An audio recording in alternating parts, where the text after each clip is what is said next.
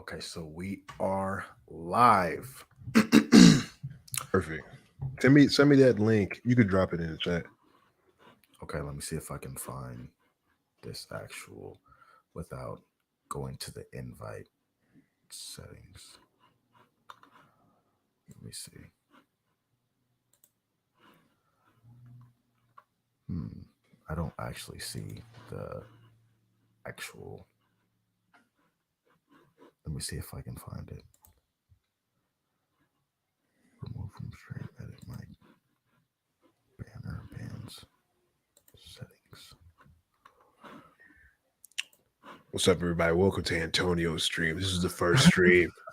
Hey, the You're struggle. The struggle is real. We the just getting struggle started. stream. You know what I mean? But you're witnessing history, and we're just glad whoever is here, whoever is not, whoever's coming. We're glad that you're here.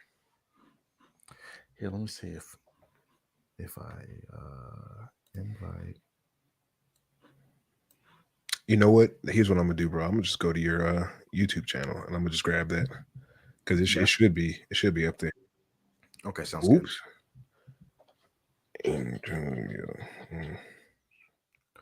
Okay, so while we're why Renee's doing that, I just want to introduce the topic. I have Renee with me today, and we want to have a discussion on what does it look like in the middle? What does it look like to have a decent life? I think a lot of times right now we're getting a lot of prescriptions for either destroying the country and starting brand new with communism, or we're having a lot of red pill content as far as you're not going to be successful unless you're a billionaire. And I think there is a huge swath of people that just want a decent life.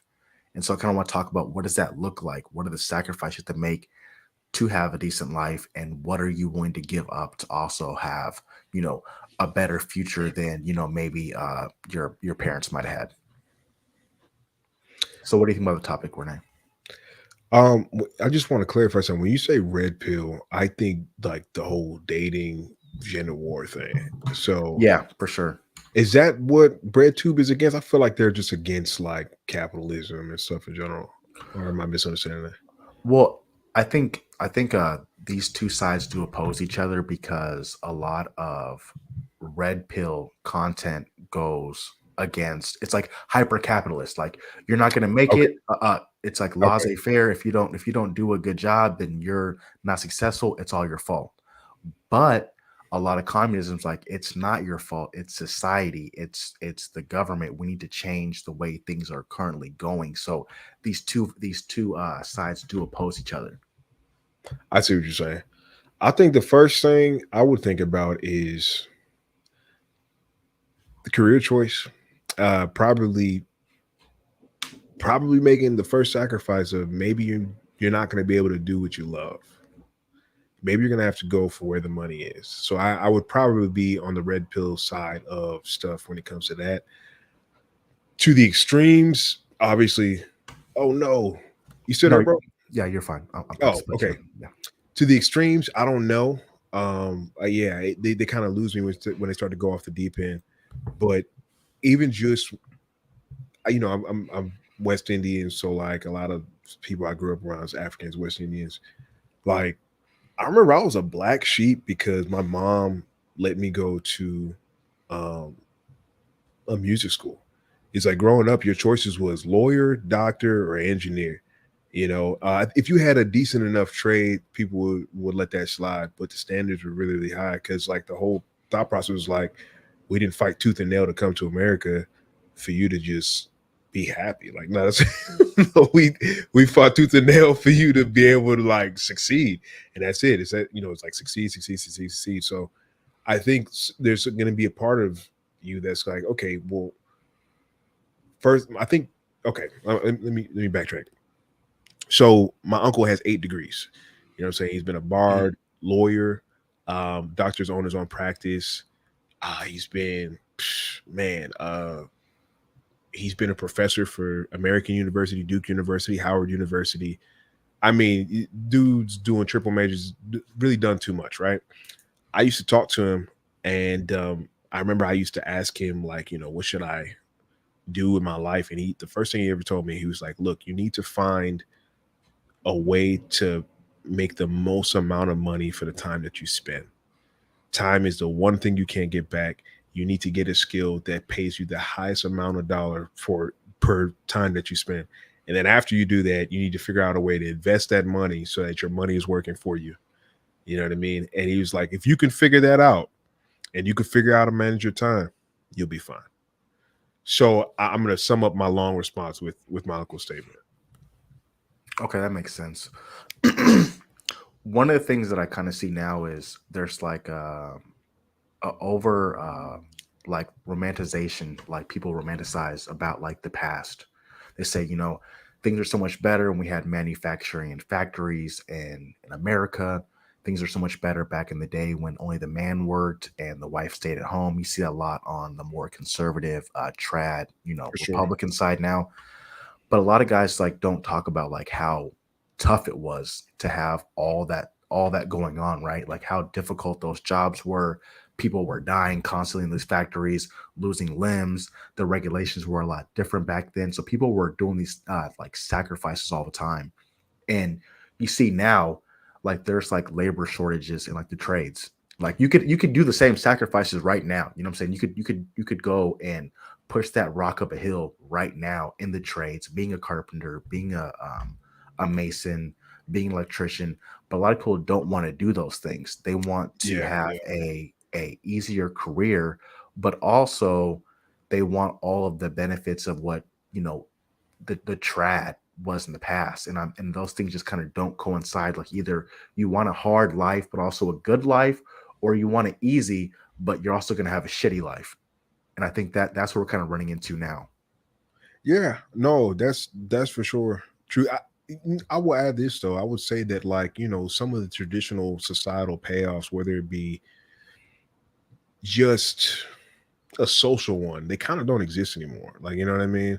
It's like the days of, like, the honey I'm home, like that stuff is kind of dead. Like it's really hard to even find people, both on men and women, that are even down for that, that Mhm. that are willing to do that. So the question is like, well, why would you? Are there enough payoffs to do that? And I don't know. I think that water's a little murky now, you know? Yeah. But then also you see like now a lot of people, they have like no friendships, they don't have any community. And I think that's the S- kind of the Social media messed the game up. but I also think it's, I mean, I'm gonna be honest with you, I kind of really think that a lot of wives really make the community. You know what I mean? I think they're the ones that really structure, like, coming together. They had like all the little, like, they would have their kids go to the park together and then they would meet up and they become friends. And like, you say, hey, I'm going to Cheryl's house. Come on over here. You know what I mean? And that's so you have like your friends playing with each other. And um, I think that was a really big part of what made a community. And now that everybody's all so atomized and working for themselves and working on their own little, goals or whatever, who who has time for each other? You know what I'm saying? And so, Absolutely. and I think that social media is kind of like a faux, like it's almost like a sorbitol, like fake. It kind of gives you the dopamine, like you are having those That relationships. pseudo connection. Yeah. Yeah. But I think as time has gone on, people have kind of gotten hip to it, and now it doesn't hit the same way like it used to. Like going on Facebook and finding your old friends, that shit was cool. But then now it's like now you see them, but you're not really getting that same connection anymore. You know what I mean? It doesn't Absolutely. it doesn't feel as good as like sitting down with a friend and having a coffee and then checking in. Like seeing somebody's pictures and clicking like, it doesn't have that same effect. And I think that's a really big hole that people have in their communities now, because no one's interacting. And I think that's what's leading to more division in our communities, because nobody's talking to each other in real life and having that human connection. Absolutely. I'm going to take a quick break real quick. We got Yeah. Kid Kai in the chat. Shout out to Kid Kai, part of the Discord. And we got William J. McCartan. Kid Kai says, I'm down to listen. Appreciate that, Kid Kai. William J. McCartan says, up and running, Antonio, break a leg. I Man, we knew that you appreciate you, have a bro. big heart, Renee. Good to see you here sharing. My heart's not that big. It's not that big. But you know, Yeah, we appreciate you guys. do anything for the Discord family, amen. So Man. no, you're absolutely right, man. Like there's so much disconnect. And honestly, with it's crazy. Like you hear about comedy being canceled, people's statements being canceled, people's words being canceled, and the whole justification, the whole reason behind it is that the harm that it does people. And like I always think of, man, if you're really serious about canceling some stuff off the basis of it harming people, we would get rid of social media. we would get Oh, no question. we would that would be the first thing to go, because like I can't think of a single thing that's separating us and breaking us apart more than like, and not to be too super ironic as we're streaming on YouTube, right? But you know what I'm saying. Oh, what's up, buddy? Come. Okay. Look at him. Yeah, but yeah, single-handedly, I think that separation. I mean, look at the depression. Look at how much people are like offing themselves now. And taking antidepressants and just really trying to artificially, like, with like, meds to try to get to that same level they were back when we were just like in nature, going on hikes, maybe even going even further back when we're actually like foraging and actually having community where like if you guys didn't come together and work together, then no one's successful. Everybody died. You know what I'm saying? And I think we've kind of lost. I think we're trying to change humans and forgetting that we're still like humans, if that Yeah, makes sense. yeah, Like absolutely. we're trying to socialize everything, but you're forgetting that we still have basic needs that have to be met. And it doesn't matter how much like pseudo or artificial you put on it, people still need those connections. I mean, I work in construction and I'm surrounded by a whole bunch of dudes, right? We work together. Everybody's got an earbud in now. Everybody's listening to their own podcast. And then like when we start talking to each other, it's like nobody is even on the same page on so many different things. I'll ask you like, hey, what do you guys think about that war in Ukraine? And then everybody's like, I don't know. Like, what about this? And like, I don't know. So it's like there is no like common thread that even us in construction as carpenters, we all kind of had the same view on things. So it's like, how do you even have like a strong union when nobody's even on the same page on like basic things that are going on in the world? You know what I mean? No, that's very true. And even just outside of like current events, like I know this guy who he's a former NFL player and he got into music. So we work and we do some stuff musically. And when we used to hang out, I used to talk to him. I was like, bro, man, like NFL is crazy, man. Like, tell me about that. And he would be so meh about it. He's like, I would just be shocked. So one time I'm like, yo, like, why every time the NFL come up, you just kind of like about it? And he would be like, bro, honestly, the only thing I miss about the NFL was like the locker room. I would trade a lot of things to be back in the locker room and be with the guys. Everything else, I don't really care about. You see the same thing when you hear guys that come back from war, and they'll be like, "Man, I miss it." And you just be like, "How do you miss that? You got all this PTSD. You're missing half your body." And it's just like it's the guys, it's that camaraderie. So like not having that camaraderie, especially which is interesting to hear you talk about it. You're in a field where construction is kind of like known for having that camaraderie. You know what I mean? It's like you're working, everybody's breaking their body to like, get something done for a dollar.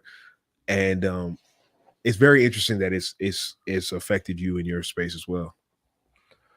I think a lot of times, if you don't make an effort, it's really easy to become like a mercenary in a lot of things that we do, especially when it comes to the trades, like where it's like, I work hard, but I want to get up out of here. Like I'm dirty, I'm dusty. I want to get off work and I'm going straight to my house, back to my family. Like Absolutely. y'all are cool, but like I don't really like you guys like that. And I think it takes like maybe a really bubbly person to like constantly like make people come together and constantly like trying to form events outside. But then what you realize is when you do have those outside events, when you do like have like the birthday parties or the barbecues where everybody comes over and has a beer, it makes your relationship at the job even stronger. You know what I'm Oh saying? yeah, for sure. For sure. Because then you're way more likely to give a guy a pass when you know that guy personally. You know what I'm saying? Like Absolutely. when we're all mercenaries, when this guy messes up, he's messing with your money and you don't care why the mistake happened. It's just making it's an inconvenience to you. But then when you know Tim, you know his wife, you know his kids, you know that he wouldn't do that on purpose to make you, you know what I'm saying, make things harder on you. When you humanize people, it's a lot easier to give that guy a break. And so I think a lot of times we're forgetting that the human connection, the us coming together, isn't just for, isn't just for, the actual eating or whatever. It's also building the bonds, and that strengthens everything, not just, as social, but also in the field. You know what I'm saying? What are some of the things that you do to kind of reach out to guys in the field? Like, what are some of the things that you've noticed? Because I know it's like you can't just be walking up to people like, "Yeah, come over for dinner." That's kind of like, nowadays it's kind of weird. But like, how do you try and bridge that gap? Um, a lot of times it'll be like, hey, let's go to the bar down the street, let's get a drink, let's go to the strip club. You know what I'm Okay. saying? They like to do a lot of that stuff.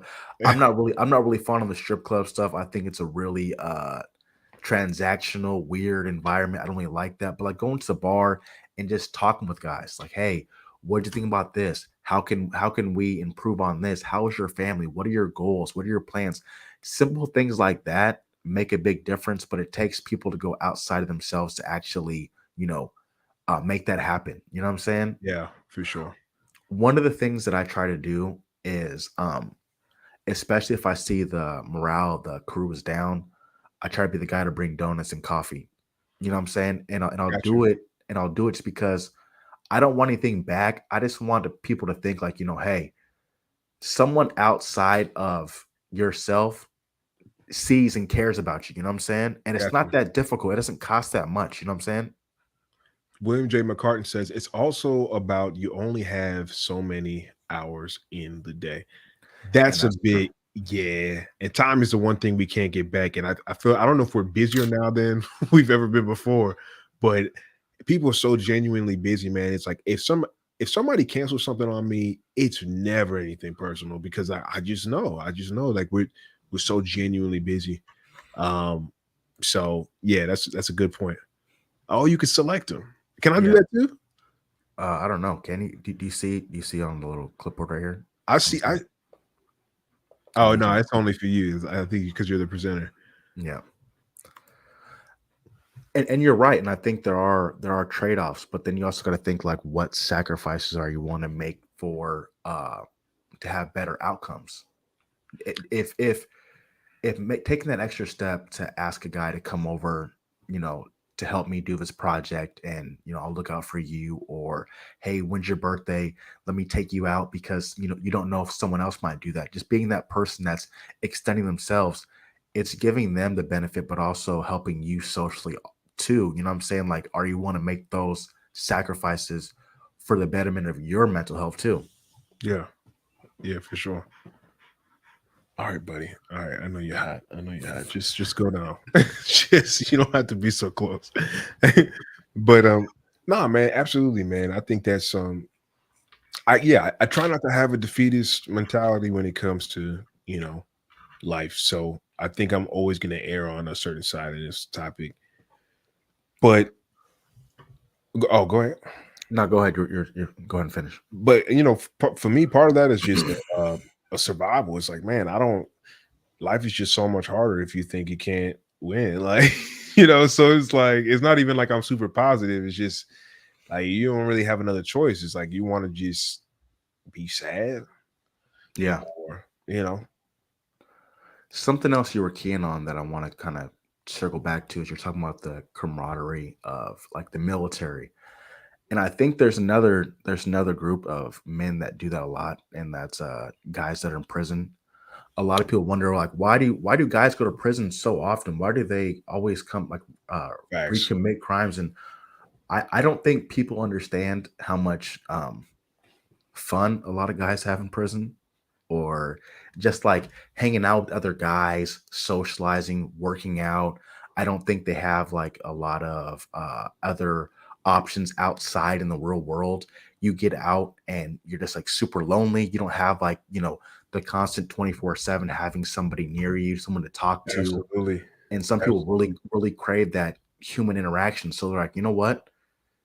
I'm gonna be in this life and I get caught up again. I know I got the homies in the Yeah, pen, and no, and I'm it makes fine with it. perfect sense. That makes perfect sense to me. I remember when I moved out to LA, some people I knew back from the East Coast that moved out to LA, they was just like they hit me up. They were like, "Man, yo, people don't play basketball out here. And I was like, what? But I kind of remembered like back home, the court is just where you met people. Like you just went to the court and you just played like grown men, young children. It doesn't matter. Like it's the court is just was just a place where you met people and you could actually like let off some steam and do all this stuff. So it's like, yeah, no, I can definitely see that prison thing.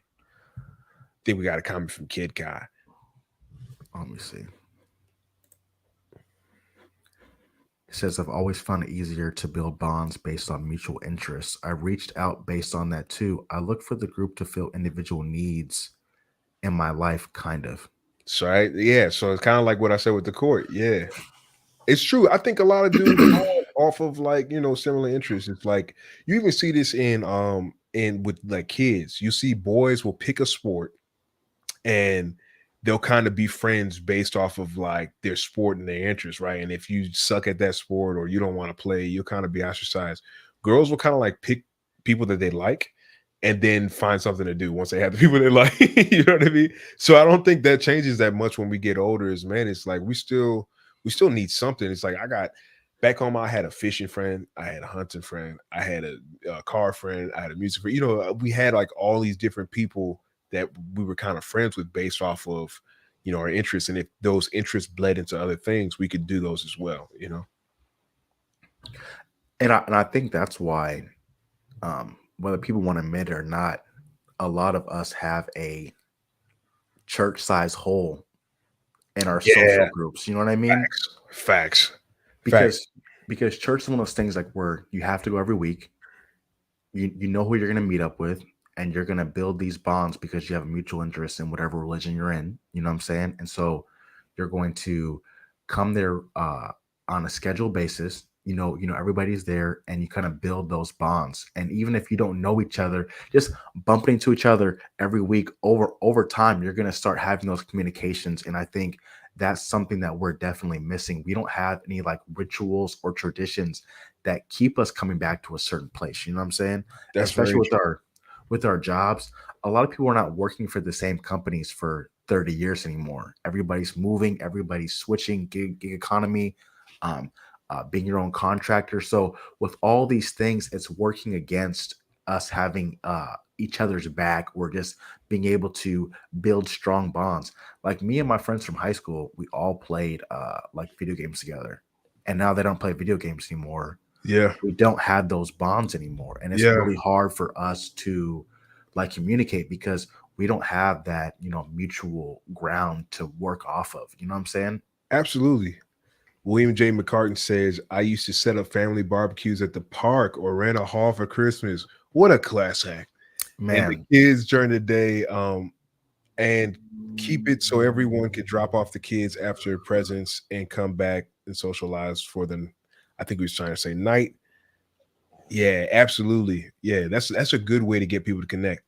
Kid says, just put myself in places I can meet those people. I went to the museum a lot in college. This is a man of taste, Kid Guy. It's yeah. a man of exquisite taste. Kid Guy also said, yo, the family barbecue days. Barbecues are huge, man. As a matter of fact, in LA, like a lot of the OG like Bloods and Crips have just been reduced to like cookouts. It's like I'm serious, man. Like my boy lived next to like a famous I forgot if he was Blood or Crip, but it's like that man, honestly, him and his boys, all they ever did was like they were really into motorcycles, which was new to me. I thought they did lowriders or whatever, and they would Mhm. have cookouts like all the time, and we would come over and we would see them, we say what's up. They didn't even do like illegal activities anymore, but that just to see them get together like that, I was just like, man, there's something to that camaraderie, that bond. So whether you're in a gang or you're just trying to unite families, barbecue is a good way to start. Something about breaking bread, something about giving Breaking bread, something man. of yourself to the group and everybody enjoying the benefits of that. I think is huge, man. And I think a lot of people are looking, you know, externally for the answer when really the answer is in all of us. You know what I'm saying? Like, what are you want to do to make things easier for everybody else? And a lot of people are like, nothing. I don't really want to do anything for anybody else. I don't really want to change anything. So I kind of think if you want things to be, if you want to socialize more, you got to be the first person to reach out. You know what I Yeah. mean? And that's tough. I'm a straight curmudgeon, which is weird that I be on camera all the time. But it's like, if I don't know you, I'm probably not gonna talk to you. Like that's, but it's not personal. I just spent a lot of my life as a musician, which means like I'm gonna be by myself a lot. You're basically a nerd, but Mhm. you're cool. You know what I'm saying? But you have all the same damn near autistic traits. You know what I mean? It's because you're by yourself Yeah.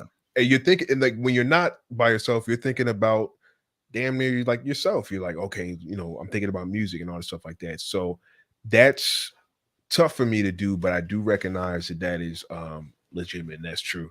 KK says, yo, that killed me. Going down the street to the gang spot and all you smell is wings on the top. It's true, man. I'm not sure, like the young boys. That's like, yeah, they're still doing what they're doing, still making the news. But like the older guys, like if you see like a Blood or a Crip in his 30s and 40s, and he's like still doing illegal activity, you need to sit him down. It's like, what you doing, man?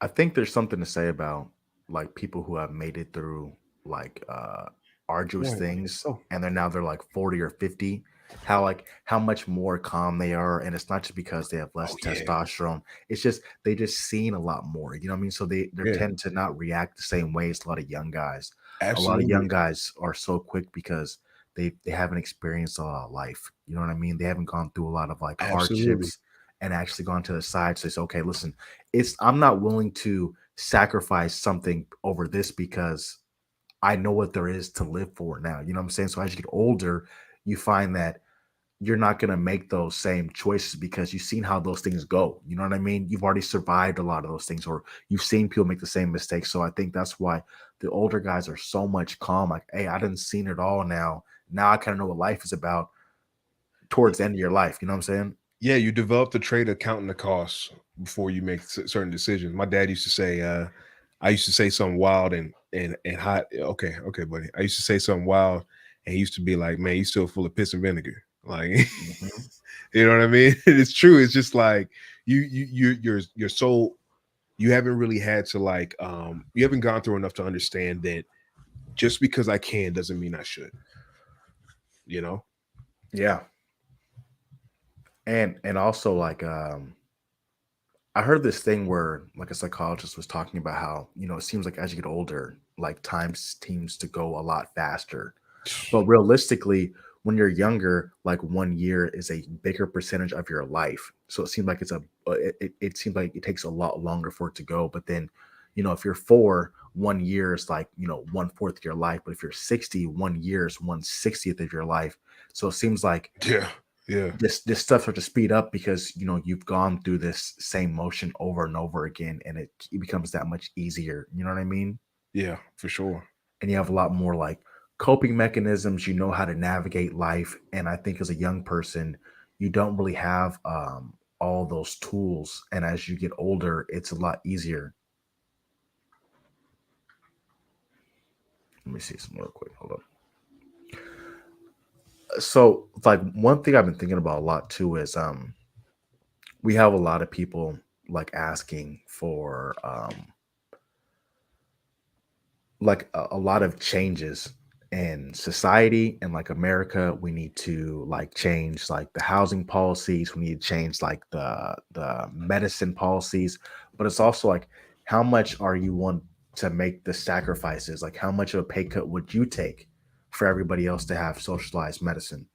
How much would you, if you don't own a house, or if you own a house, how much would you give back from your house's value so someone else behind you could buy a house? Right. And I think that's really difficult in the country to really struggling with right now. What do you think about that? Um, yeah, I but I also I think part of that is because we're in a day with a lot of information, a lot of ideas. Um, I think that I think both sides of the aisle is guilty of this. They're guilty of sharing their ideas as if the grass is greener on their sides without showing any of the downsides that come with it. And as we've talked about many times before, there's no such thing as a solution. There's only trade-offs. Mhm. So I think if people were like more willing to talk about honestly like the trade-offs of the idea,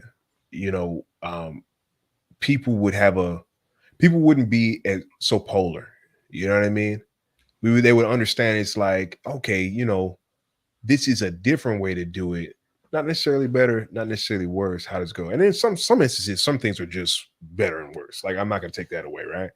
But like you said, not being willing to take on the sacrifice that it takes to bring this idea to fruition. Um, I think that's just human selfishness on some level. Mhm. But on another level, like I think it goes back to that whole compromise thing. It's just kind of like I'm not really sure that people are aware of what the trade-off is. So it's like, are they willingly not willing? Are they just like not willing to make that sacrifice, or they just don't know what it is? Oh, I we got think somebody yeah. new in the chat. Natasha Vincent. Hello, Antonio and friends. Do you know Natasha Vincent? Yep, she's in my Discord. Okay. What's going on, Natasha? I think that's why you got to give the devil's due, and I think that makes it a lot easier for people to digest the, like you said, if people can come and see the whole entire like problem and solution, and they can see all of the inner workings, they can make a more informed decision, and so we can actually have better policies. But I think a lot of times people want to say, okay, listen, there's this problem, and I have the solution, and all the middle stuff I'm going to handle, and if you don't like this, then it's a problem. You know what I mean? And I Yeah. think that's the main thing. People are getting blindsided by the solutions to the problem, the inner workings in between. And I think if we had more just honest conversations, like, okay, listen, if we want housing prices to be cheaper, we're gonna have to build a lot more like apartments, a lot more housing, a lot more transportation near you, and there's gonna be trade-offs. How much trade-offs are you willing to give up to get these solutions? And how can we all come together to make things better for each other instead of saying, listen, we're just gonna build these houses, and if you don't want them, then you're like a racist, or you're like you don't care about homeless people, but then you're also not gonna speak about like the crime that comes with it. Because I know there's like certain areas, like I worked in Portland, right? And there's an area where it was pretty bad, and they just started building a whole bunch of affordable housing, and they have like mass transit right next to it, and nobody talked about some of the problems that come with affordable housing, and they weren't being honest. Like there's a lot more crime that was going on in those areas. Like I've gone back to that area, and there's constantly cars being broken into. There's a lot of stuff going on. There's a lot of trade-offs. So when you're being honest, so listen, we're gonna build more affordable housing. That means people with less income. That means people that are struggling. They're probably going to commit more crimes. How much money are you also going to be willing to devote to having more like police in the area, security, just to make sure everybody that lived there before feels safe, so they're not going against that. You know what I'm saying? I Yeah. think that's one of the main issues that people don't want to grips with. Like either they want like law and order where the cops are quick, or they want like no cops. And I think there's definitely a middle ground where people saying, listen, I'm willing to have people who have more struggles around me, as long as if I call the police that the situation is going to be rectified. Yeah. Yeah. It's complicated, man. Like I also try, not to not that I try not to understand, but there's certain things that's so far above my head. It's like, oh man, like what am I supposed to do? Like, like I'm over here trying, man. I got gutters that have been backed up for months. I got a leak in this. You know what I mean? Like you want to talk to Mhm. me about economic? I'm like, I don't know. Like I think there is a part of us that kind of doesn't necessarily want to know the full inner workings of something to make a decent decision on something. You know what I mean? Yeah. I think also I think once we can actually identify the problem, and there is like we have the whole things laid out, then we actually have a choice of actually saying, okay, am I really willing to make the sacrifice to make this better? You know what I'm saying? Yeah, yeah, yeah. And I think a lot of people would rather be willfully like ignorant to the Oh problems at yeah. hand. So they can say, listen, I don't know about all that. I can't speak on that. I'm just gonna leave that to what it is and leave it alone instead of saying, listen, am I willing to pay 10% more taxes and bring home less money so that my neighbor next to me can afford to have a house, can afford to have health care? And if I pay those taxes, is it actually going to go to what they said it was going to go to? Exactly. Like, you know what? I feel like it's like uh, what's it called? Like a adoption, like a rescue dogs. Hmm. So we all see the commercials. We're just like, oh man, those dogs. And it's like, but it's like you're gonna rescue one of those dogs. I don't really They have got problems. You know what I'm saying? Like I don't really, the way weren't my they schedule's abused? set up, like I don't. So yeah, for sure, man, for sure.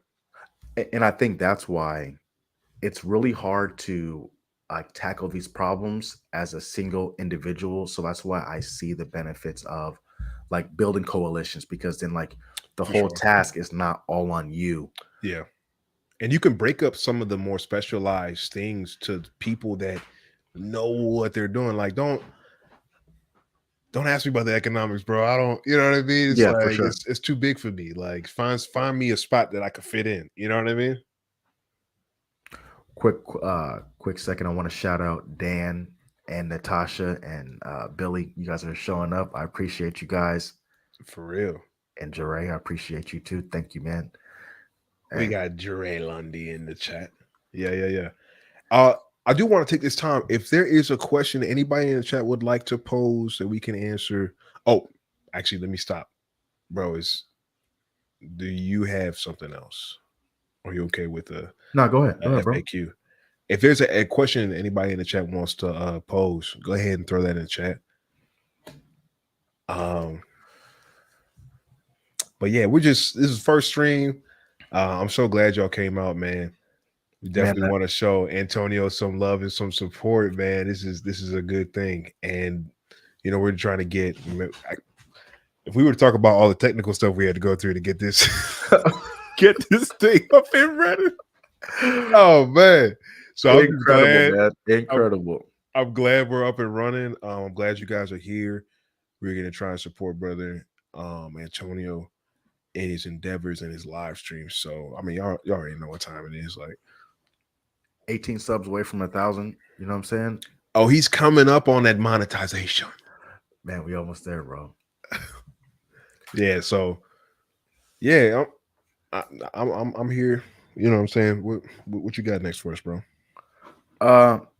So one of the things I also want to talk about, if we're just go crazy, is I want to speak about redemption and cancel culture, right? Mm-hmm. So a lot of people they're really quick to go on people's past and criticize them for the things they did, but they don't really give people a way to have redemption. You know what I'm saying? Like there's no real path to change. And a lot of people assume that like, okay, if you had these views that abhorrent 10 years ago, you now are abhorrent now that has come to light. And I want to talk about what does it look like to actually have, um, get redemption and actually show change. Like, how do we go about doing that? Bro, honestly, man, that may be too big of a question for me, bro.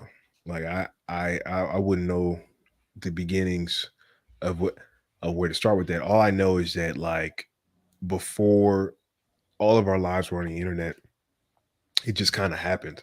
So so I don't Yeah, know the yeah. mechanics of how to make it happen now. Like,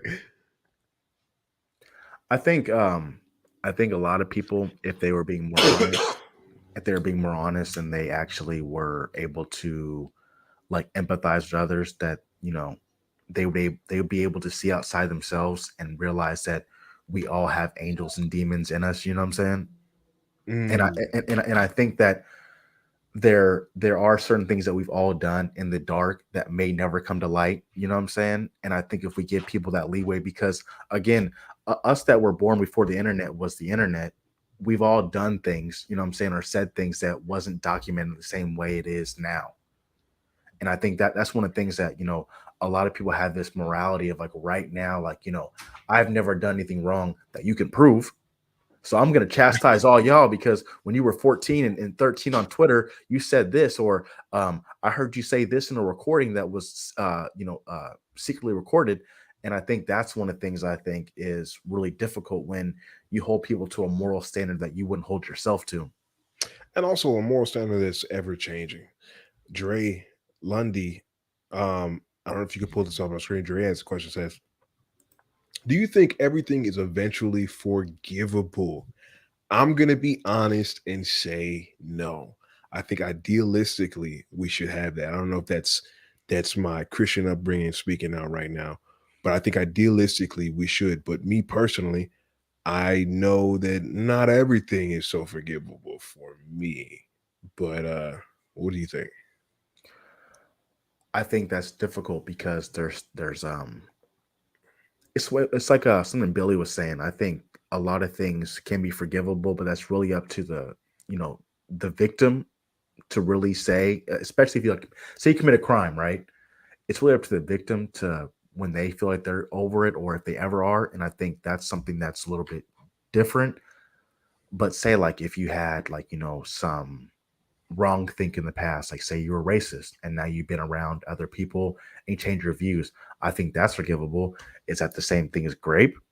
You know what I'm saying? Like, are there certain things that like you pass the line where you can't come back if you committed a murder in the past?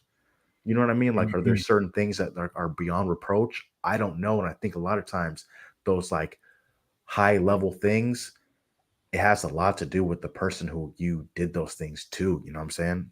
Here's one thing I will say.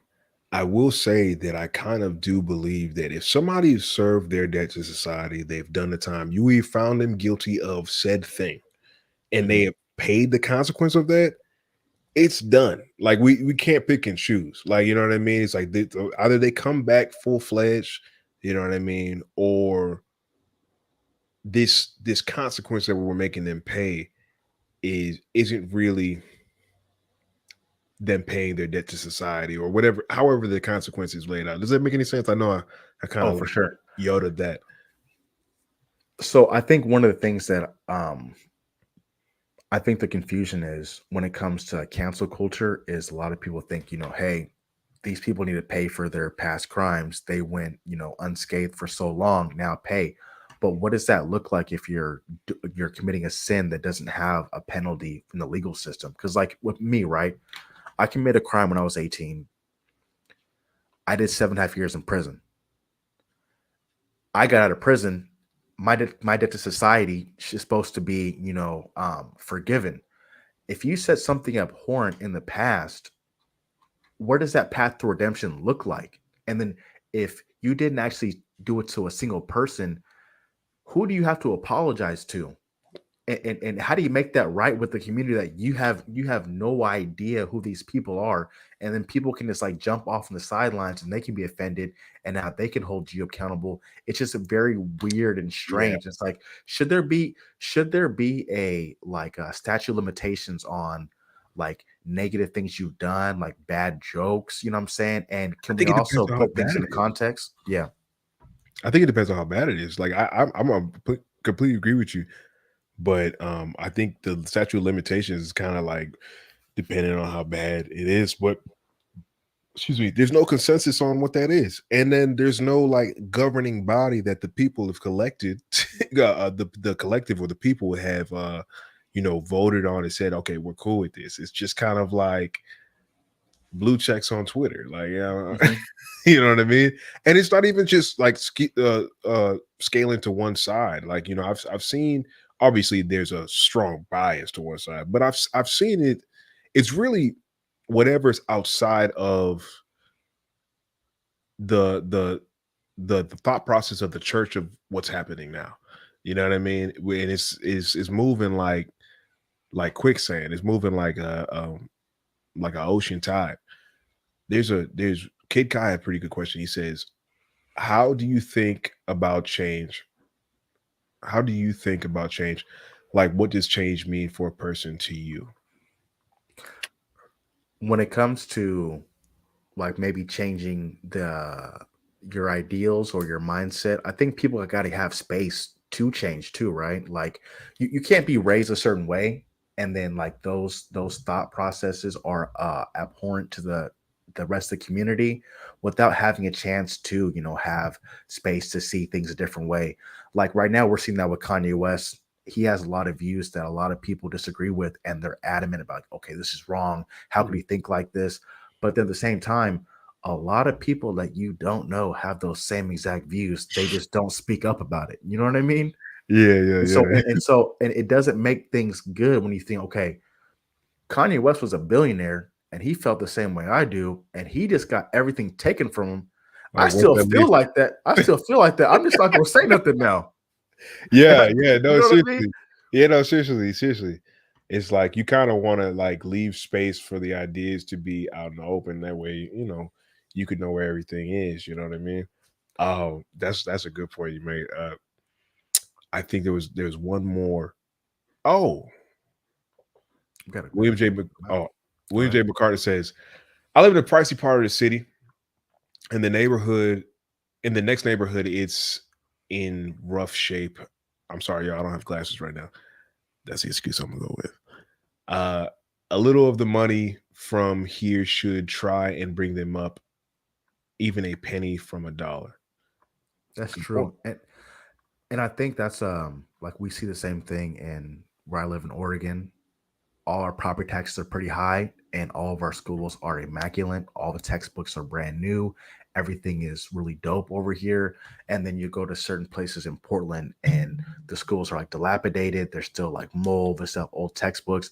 I think if we started to spread a little bit of that money around, you might see everything come up. I think children definitely shouldn't have to suffer because of poor economic backgrounds, whether their parents made mistakes or not, or just like bad circumstances. I think that schooling should be a lot more equal, and we shouldn't have so many have and have nots, just all hoarding all their money and hiding in certain areas where they have everything good and then everybody else is kind of suffering because whether you like it or not, those people are still in your communities, and if you let those people suffer enough, they're going to come for your things. So even if you think about it on a selfish lens, you don't want to have things get too bad for the people on the bottom because they're going to come for you. Absolutely. Dre says, I became good friends with a reformed skinhead when I was 19. He owed, Yo, dude. I don't know if we can say that on YouTube. I'm trying not to get you know Oh what man. I mean? And was deleted for like 20 minutes and changed his life. I think everything Vulcan can be forgiven if they made an earnest change. I like that take. I like that take. William J. McCartan says, you can see that comment in the Discord from earlier. It's in video suggestions. I'm not quite sure which Discord you're talking about, William J. Is he talking about yours? Yeah, probably so. Okay. Naren, but man, why don't you try and pronounce his last name? Because you know how I am with the names. Uh Benbra? Bimbra. Yeah, something like that. Sorry about that, bro. Hey Antonio, yeah. Please forgive us, bro. There's no ill intent with that butchering of the name. Hey Antonio, I'm a big fan of the channel. You definitely helped encourage me to get into the union. Shouts out to you, my friend. Good Hey, to I'm see you. trying, bro. Yeah. I was wondering if you had any advice with new apprentice doing shitty jobs, cleaning chasing the first job. Oh, take it away, Antonio. Help your boy. Hey, bro, I'm gonna be honest with you. This is a part of the process. Everybody has to do shit work, bro. It's not easy, and this is the one thing I have to tell you. You just gotta put one foot in front of the other, bro, and just get through it because these are the things that are going to be difficult now, but then you're gonna look back and say, you know what? I got through that. There have been times where I've had to do things that I absolutely hated, bro.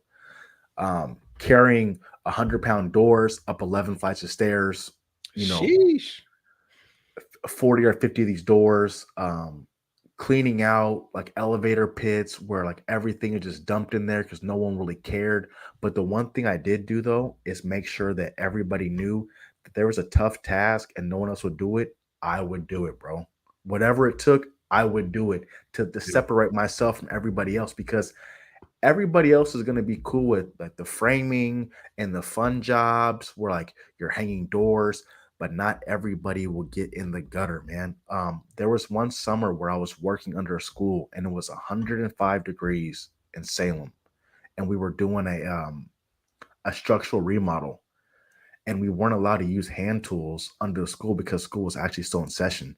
So I had to dig ditches with a little pickaxe for 8 hours, bro. With a And I just wait, hold on. with the tiny, I mean, like a little tiny pickaxe, bro, and a shovel. And the whole thing I'm thinking is, bro, this is hard, but I've been through worse, bro. I've been through worse, and this is not gonna last forever. And then once you get that in your mindset, you realize, okay, you know what? That just forms more grit. That makes you harder. It what it does is like solidifies you as a person. Going through hard things makes you more like indestructible. So when you've gone through that, now you say, listen, now when I'm patching this concrete or pouring this concrete, this is nothing compared to what I did before. All these things make you a hardened person and make you a stronger person. So I say, you know what? You got it. All you got to do is just get through it. And then once you're done, then you're a better person. And as a first term apprentice, bro, you're gonna have to eat shit. I remember when I first started, bro, I had a lot of foremen that used to just look at me and just shake their head all the time. And they'd never explain to me what I was doing wrong. Oh man. Bro, and I would just be so frustrated because like I know that I'm fucking up.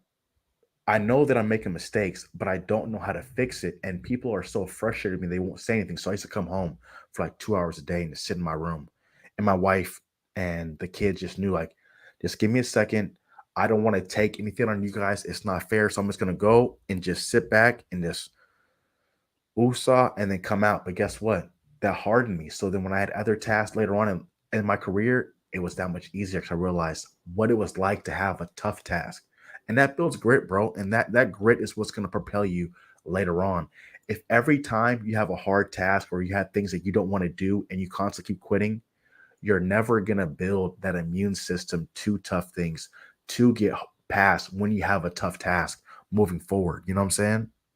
I wish I had motivational music queued up through that entire monologue.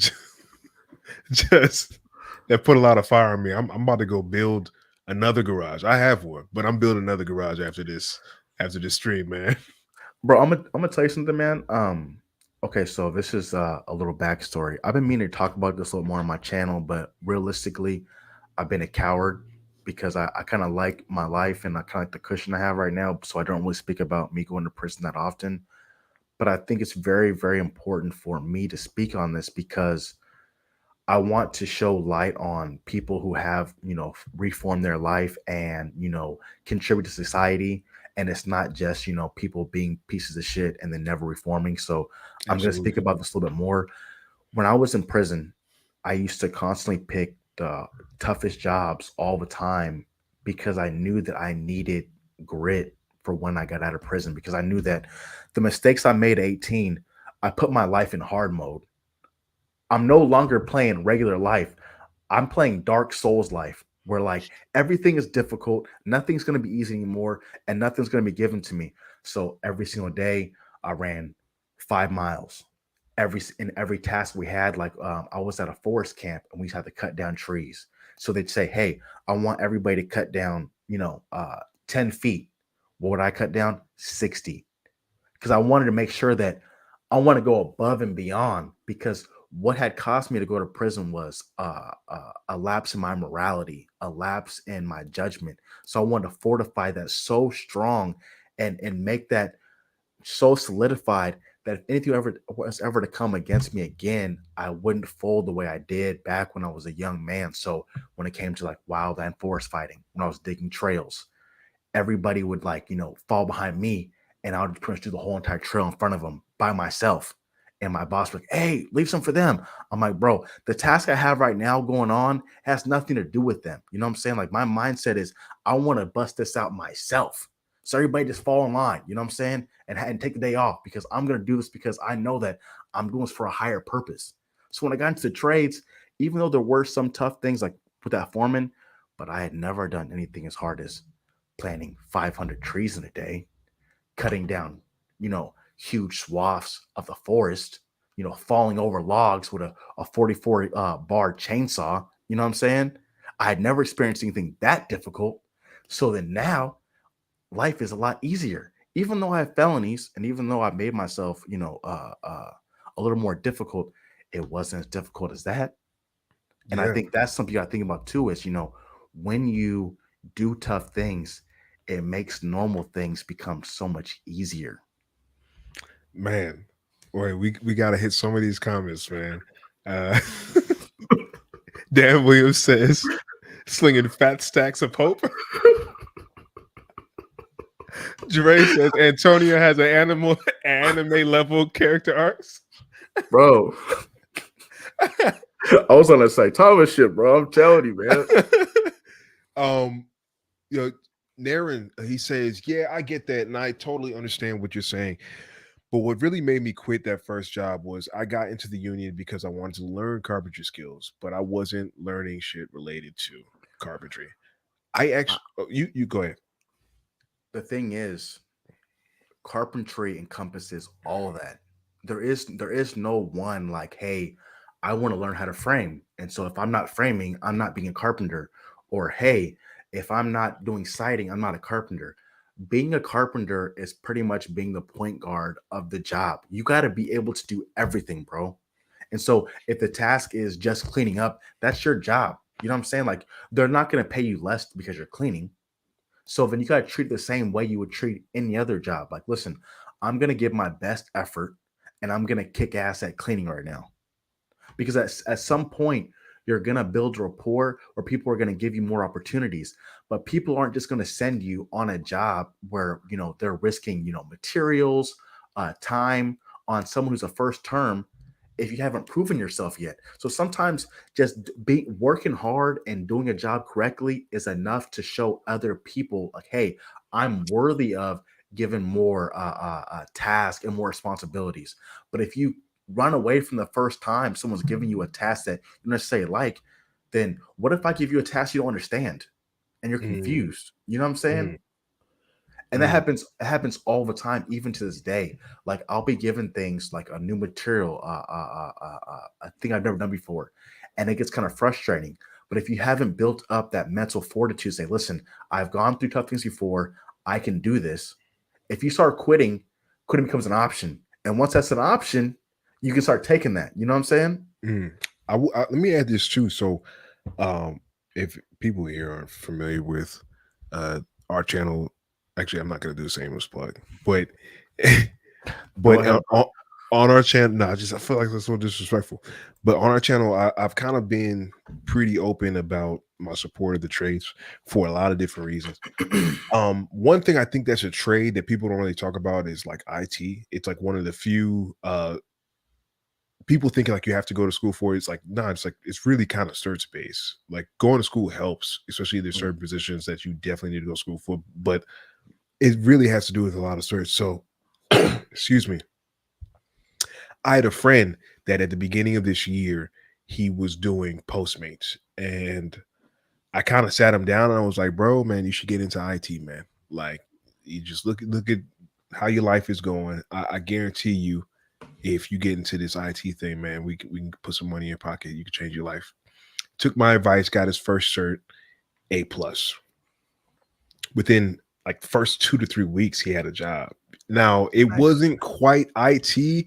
It was like a carrier position with some IT involved, right? Mhm. Which it sucks. Like you spend most of your time driving around being a help, and then but you're working with computers, so they call it IT. And within the first few months of him being there, man, every day I talked to him, he was like, "Yo, this sucks, bro." Like, not only did it not have anything to do with IT, but everybody on the job site treated him like trash. And I said, look, man, if you're not getting the experience in actual IT that you want, you know what you can do? Get another cert. Make yourself more what's the word when you're more marketable Mhm. as a worker. And he did that, and he went and he got a security plus within the first few months of him being in a job. And I didn't tell him how hard the security plus was for somebody who's like never done IT at all. He dude had a sociology degree. So he just did it based off the strength of like, okay, this man told me to get an A plus, and now I got a job, so I'll just get this security thing. It was really hard. He did it, and even his bosses treated him like crap. But one thing they couldn't ignore was his work ethic. They had never seen anybody new to IT just come in and just get a security plus. Then he applied for a security clearance, and then he started doing everything.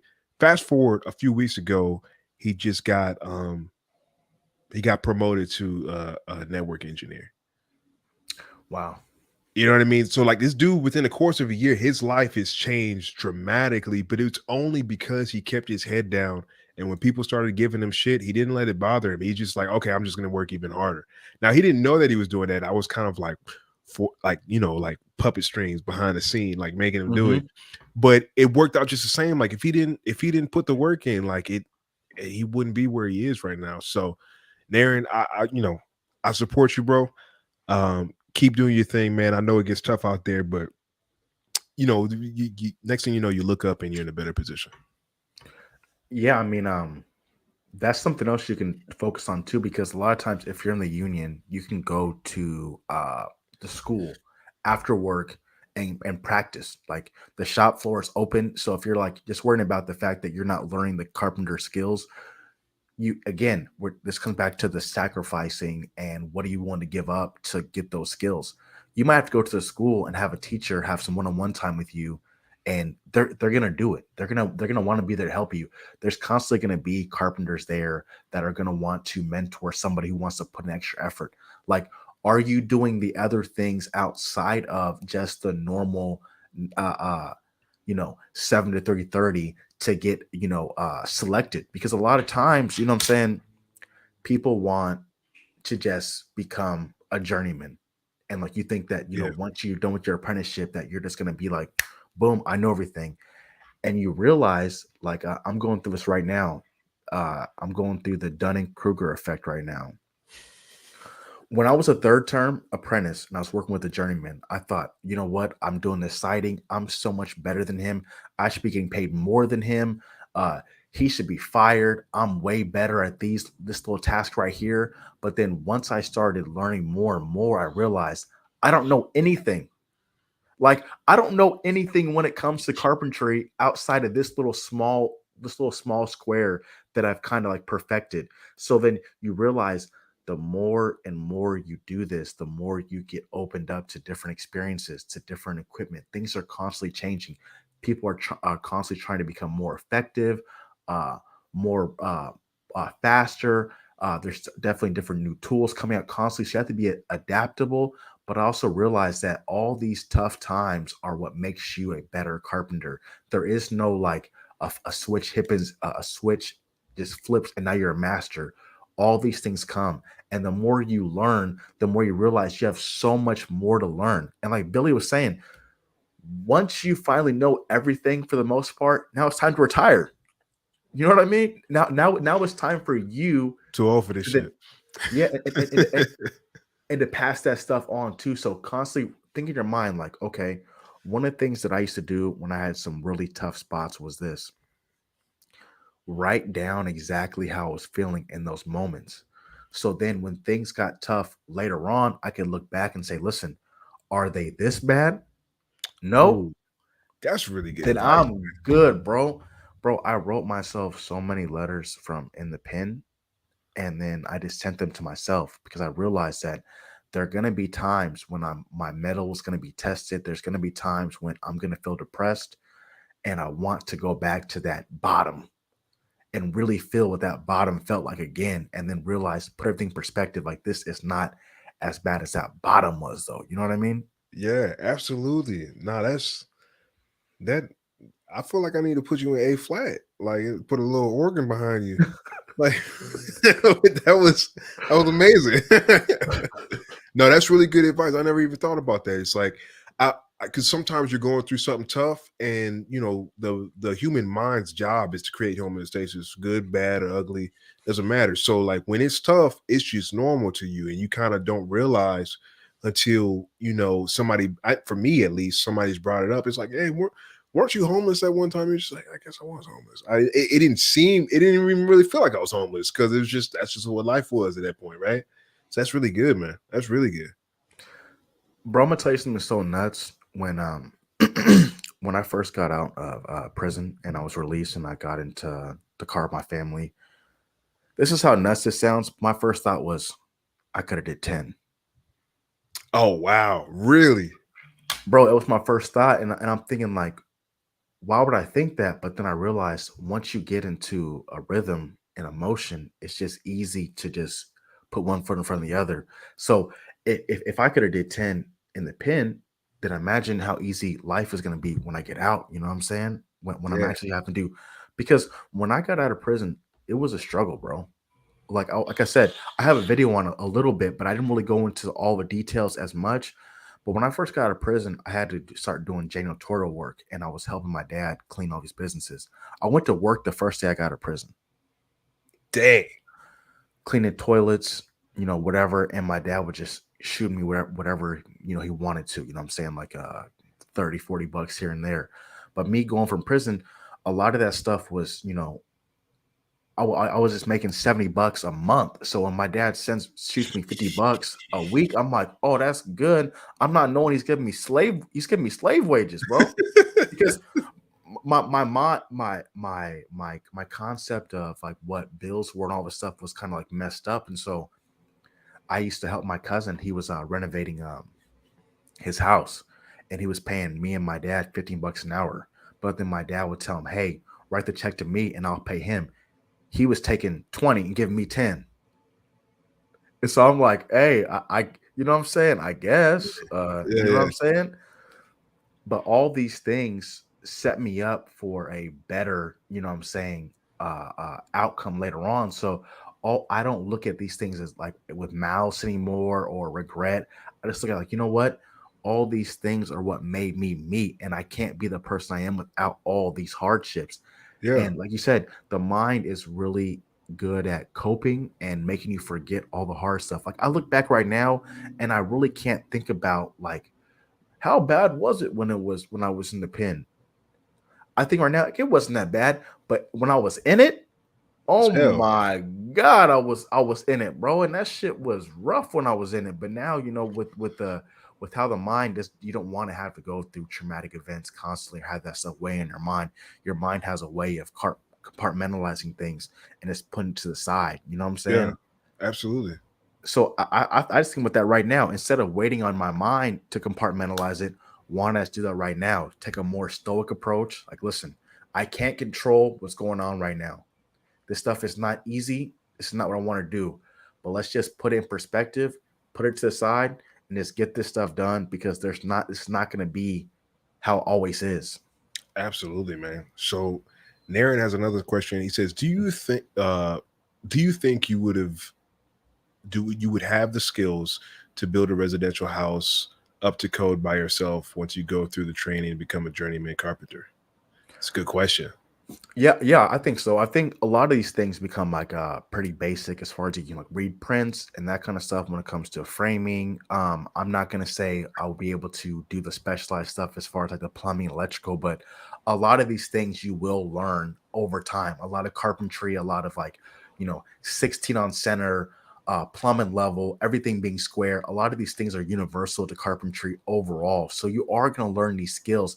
Now, well, there might be some things you might have to have a refresher on because you're not necessarily doing these things on a daily basis. Yes, but measuring, cutting things straight. You know what I'm saying? All these things Yeah. are universal. I definitely do believe so. And that's a question I definitely had when I was apprentice also. Kid says, trust me, I struggle daily. I still can't communicate when I buckle down. My family wonder why they don't see me when I'm buckling down and stress. I'm working on that. That's still how I get it done. I hear you, brother. I hear you, brother. Yeah, Man, and I think go this ahead. is a dope first live, man. I think one of the things when it comes down to like self improvement, a lot of these things have to be done in the dark, bro. Yeah. Because Yeah. it's like me and Renee were talking about like proof of concept. you can't really be boasting about what you're doing as far as like your success or how you're moving in a better way until you've actually accomplished something. So a lot of these things have to be done by yourself, and all that stuff has to be done. But one of the drawbacks of doing all these things by yourself is everybody thinks it was easy. Yeah, Everybody thinks it's easily duplicated. All they see is, they don't see all of the sleepless nights or all the efforts you put in. All they see is the end results, and they think, oh, you got lucky or you did this. You don't know how many times that you wanted to call in sick, or how many times that you went to bed early, or you skipped out on those parties because you were on your grind. You know what I'm saying? And I think that a lot of times that's discounted. But yeah, again, you gotta pick your struggle, or your struggles. Or I think it's, for me, it seems like if you don't pick a struggle, the struggle seems to pick you, because yeah, yeah, humans are still humans, whether you like it or not. Humans are still beasts of burden. And I think that's why a lot of people are having a lot of mental, you know disorders, or having, being so fragile mentally, because they constantly do not want to do anything difficult. They do not want yeah, to do anything hard. So then when hard things come, I look at the pandemic.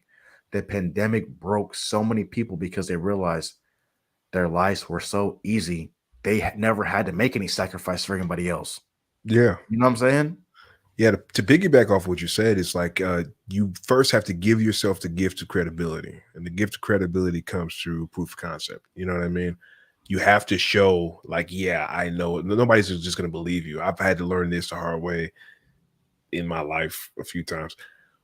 The the problem with that is, or one of the things that comes with that is, with the gift of credibility comes lack of relatability, because no one no one sees what it took to get you to the whole credible point. You know what I mean? And like, I've tend to do a lot of my work in the dark as well. Like, but one thing that's interesting with the internet is that I've literally seen creators start a new thing and watch their entire journey, and it is amazing to watch, which is kind of like changed my perspective on doing things in the dark. Because I would always be scared that if I said I was doing something and it was jank, people would be like, "Well, that's jank." But you kind of like, the internet has made it so it's like, yeah, it kind of doesn't matter if it's jank in the beginning. It really doesn't. It's just like, just make the commitment to continually get better, and people now have record.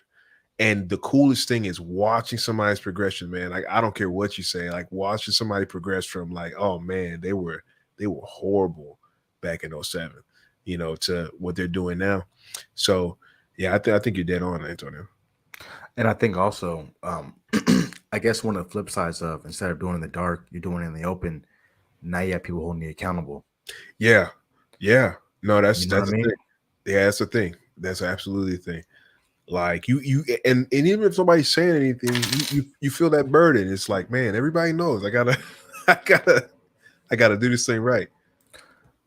I think one of the main things that I think is important, that I've kind of like struggled with, is like, I had real strong like imposter syndrome, right? Because I'm like, I got out of prison and I got a good job, and now I own a house and I'm married and stuff. But I'm like, was it all just luck? Like, how much did I have, involvement in it? And that's why one reason why I started this channel is because I wanted to like try to duplicate the process. Like, if I could help other people, like people help me, then I feel like it's something that more people can do out besides myself. You know what I'm saying? Yeah, So it's kind of absolutely. like, Yeah.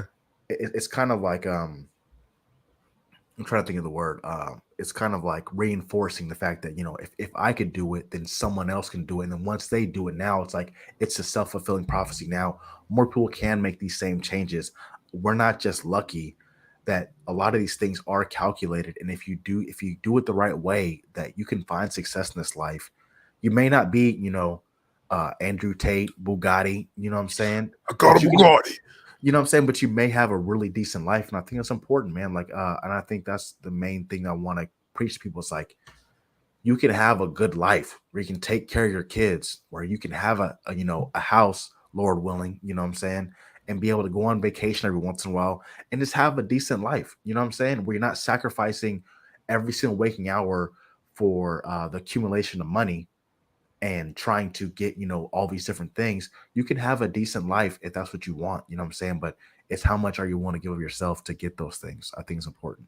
And the question you have to say, what am I willing to sacrifice to get these things? Yeah, that's beautiful, man. We all shut down and it's hard. When you finally come up for air, vent with your friends, and once you blow it out, say thank you for listening and get back to this shit until you have to come back up. William J. McCartney, if you don't know, he is our resident Yoda over in the Man, he is Billy is he's a beast, bro. Mr. Miyagi, Yoda, he's all of them, all in one. So you can expect more poetic, wise thoughts from William J. McCartan, both on Antonio's Discord and our Discord. We have a lot of respect and appreciation uh, for Sir Billy, as I call him. Man, the elders, bro. The elders always know, and I Gotta always give a respect lot the of respect elders, to the man. elders, man. They didn't live too much life. I think one of the things that you're constantly seeing right now with this, like,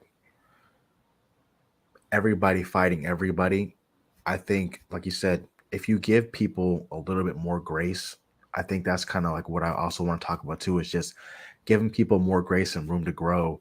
I think you can see a lot more, you know what I'm saying, common humanity. And I think and Yeah. I think that's why, me, I try to be more level-headed when it comes to different things, because like my scarlet letter is right there. You know what I'm saying? Like I can't hide that. You know what I'm saying? Like I made a mistake when I was young. I got Mhm. felonies. So like I have a silver bullet. Like anybody wants to come at me, they can. Like, hey, you're a piece of shit. You did this. Yeah. So me, I'm constantly thinking, like, you know what? How would I feel if I was in his circumstances? You know what I'm saying? It kind of forces you to have that humanity. Now, I wish I didn't have to go through what I did to have to see that different mindset. But then again, would I have that if I didn't? So I think I kind of want to preach that a lot. Like, let's let's find the common humanity in each other so that we can give each other grace. 'Cause I think it's important. Yeah. I mean, the other thing too is like, it, I think we're spending too much time on the internet, yo. Like sometimes I go through the comment section and it's just vile, and I know for a fact that these people wouldn't say this in person. Like, and it's not even like, no, I'm gonna beat you up. It's like got nothing to do with that. It's just like people just don't talk like that in person. Like you're more likely to be passive aggressive than just flat out like, whoop, you know what I mean?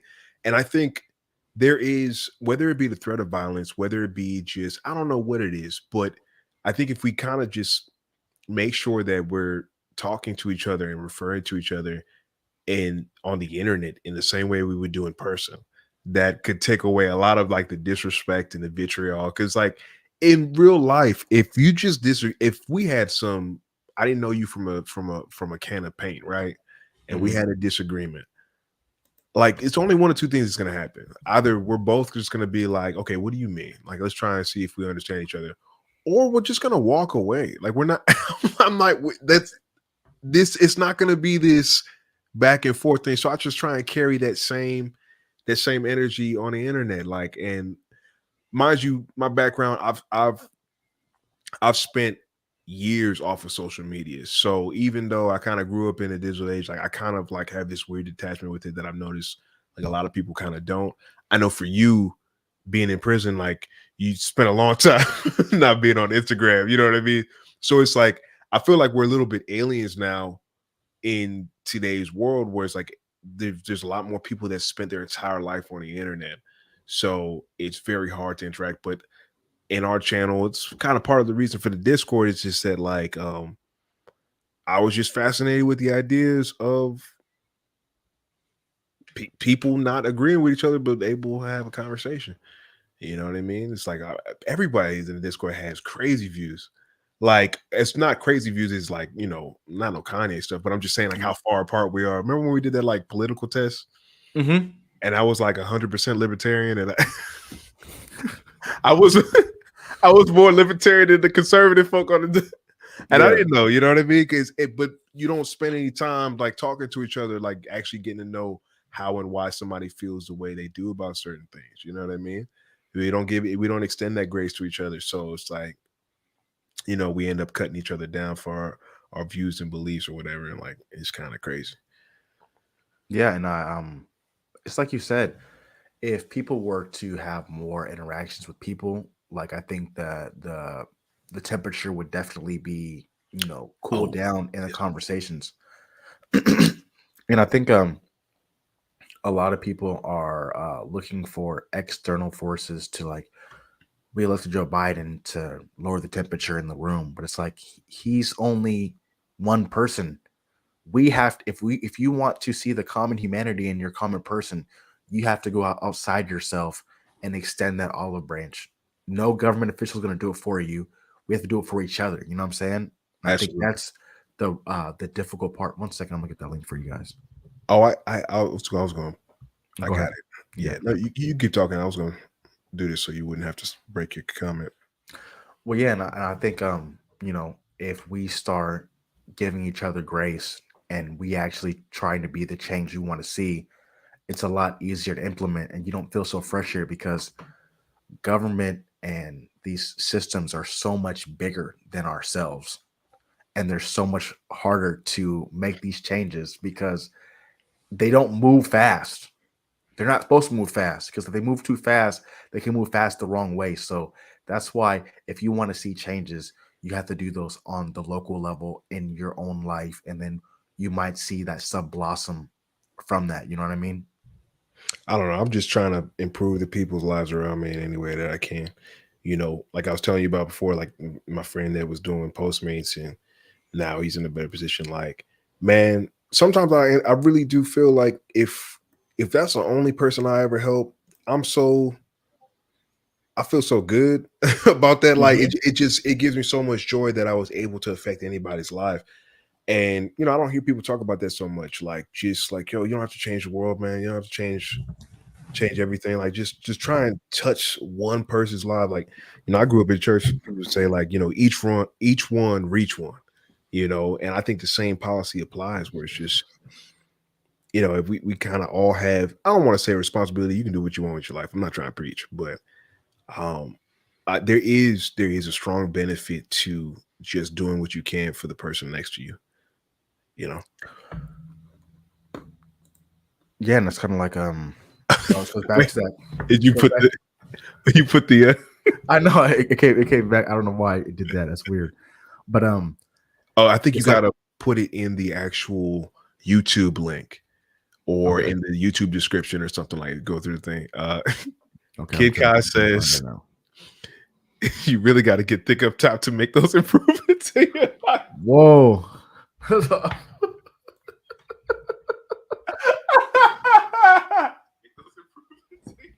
Wow. Oh, if y'all don't, that was a story I told yesterday on the Discord. Oh my gosh. Anyway, you're wrong for that. That's wild. That is absolutely wild. Oh man. Hey, send me the link for yours also so I can post it on the I put it in the private chat on StreamYard. okay, let me see if I can find that. I think, did you just post that? I'll post it Oh, just I have a okay. Discord channel too, so sorry about that. God bless you. Um yeah, one of the famous quotes that Jay-Z when he said in an interview, it kind of resonated with me. He said, "The best thing I can do for poor people is not be one." And that might sound like kind of selfish, but you realize that the less you're taking from the system, there's more for other people. You know what I'm saying? So you're helping by helping yourself. And I think that's important too. Like if you first of all get yourself right, we're on some Jordan Peterson, clean your own room, and then you can extend that past yourself because you have a foundation to build off of. You know what I'm saying? Yeah, I agree with a lot of the premise of that. I would like to say this though. If you're trying to, all that being said, it doesn't take much a lot of times to help somebody. You know what I mean? Yes. It's like you don't have to be all the way together yourself to help somebody out. It's like, just keep your eyes open for those, I mean, look at what you're doing, bro. It's like you're not a master carpenter, bro, but uh, you know, you're trying to help people get into the carpentry game in every way you know how. You know what I mean? So although like I absolutely love the idea of making sure that you're really you're optimizing your ability to help people by improving yourself. Absolutely. I don't take anything away from that. But please keep in mind that at every level and stage that you're at, you can help somebody. It's available to you if you keep your mind open to it. Yeah, That- and I think also constantly, looking out for those who are like in the same place as you, but I'll, trying to look for a mentor also, because sometimes I feel like I tapped out. Like I don't like you look at your family members and you're like, I'm the most successful one, and I know I'm not that successful, but I want to try to help them, but I can't do it from my current place right here. You know what I'm oh saying? yeah. Yeah, yeah, yeah. That So sounds big task. that's difficult for me because I can only give you like the I can only give you the trade perspective, like becoming a carpenter. But then when you have a coalition of people together, when you have like a little smaller network, like, well, I can't give you this, but Renee can give you the IT side, or this person can give you the welding side. So like when you Yeah, have a little coalition together, it's a lot easier to help more people because you have different backgrounds and different experiences and different things you can draw upon. It's really hard to even make big changes all by yourself. Like you said, like Billy said, there's only so much time in the day, but if you yeah. share that burden a little bit more, it's a lot easier also. Absolutely. That's something that's been really tough for me to learn over the years. I've been such a lone wolf for most of my life. Everything I know how to do, I just said I'm gonna learn it, you know. And I have a lot of valuable skills right now, but man, that was a lot of time wasted that could have been helped if I had people. And it's not like people didn't want to help me, but I kind of didn't reach out. I probably didn't take advantage of the help that people had around me. But boy, you can't exist in this world today by yourself. It just does. It's just not set up like that. You need some kind of coalition, man, of something, because it's just what it is right now. Yeah, and then that's why I think a lot of these like people online that want to get you into these niches where it's like, okay, I'm right and I'm gonna tell you the way to do it and don't listen to anybody else because they're wrong and they're trying to lead you astray. I think those are kind of dangerous because when you start getting those silos and you start like, dehumanizing others, it's really hard to like build a coalition like that, especially like if I'm in Oregon and all the people I talk to are all scattered around the country. Like, how do you have a community like that? You know what I'm saying? Like, I don't think the Yeah, internet in that way really helps, build like community. You know what I'm saying? yeah, for sure. And the people who are building those silos, they're benefiting from it. They're getting, you're buying their courses or you're buying their merch or you're helping enrich them, but you're not helping like enrich, the communities around those people. You know what I'm saying?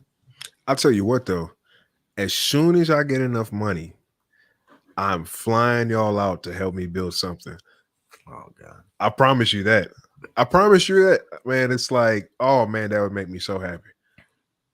Yeah, that would be so. And I think one of the things I really want to do is I want to get big enough where I can then like maybe get sponsorships where I can go to the schools and then like, hey, I want to show you guys how to use these tools. I want to get you guys Yeah, involved in the trades and like maybe donate like, impact drivers and other kind of tools to the kids because I think a lot of times a lot of these things are kind of like, they show up one time and they're gone. You know what I'm yeah, saying? yeah, But people are absolutely. people are not putting in the work to actually try to change the way things are. But again, it's really hard to be the only person, and you only have so much money and capital, so you have to build that up, and then you can go back and give back when you actually have either the coalition or you've amassed enough social status or clout. I mean, if I had a million subs, or if I had, maybe even a decent sized platform, you could way easier to partner with like, Home Depot and go to an inner Yeah, city yeah, school and say, yeah. hey, listen, I'm going to do this. We're going to film it. And it's going to be a good look for you, but you got to also, give them the benefit also too. Yeah, absolutely. Yeah, but I like this, man. I just, especially in the internet age where everybody's fine, I just like the idea of us trying to come together and figure out how to build something. So I think we're doing it. We're kind of building the ship as we sail it, but that's okay. You know what I mean? Yeah, for sure. Like, so I just want to give a huge shout out to all the Discord members, both of our Discord, members. Like, it took a lot to make this stream happen, and I'm just super happy that this went as well as it did. You know what I mean? And you got my support 100%, Antonio. And everybody around me, like I'm kind of an open book when it comes to this, but anywhere I can help, I'm here. Hey, bro, I really appreciate you, especially like, being like the training wheels for my first live stream and actually having like an actual live stream. So I really appreciate you, bro. And Oh, thank absolutely, you. man. Thank you, man. And thank you everybody in the Discord, Dan, Kid, Billy, Natasha, everybody, man. I really appreciate you guys. Thank you guys for coming to my first live stream. I'm Naren, trying to do more. Naren. hope we didn't beat you over the head, man. It was all love, man. Oh, you are. Hey, but I think in the trades, you got to get that. You got to get that tough sometimes. You know what I'm saying? So I think it definitely does help. Again, like I said, I appreciate you all, and thank you guys for watching. And I'm gonna have more live streams coming up soon. Thank you. Absolutely. Y'all have a safe weekend. Please be safe. Take care, y'all. All right, peace, bro.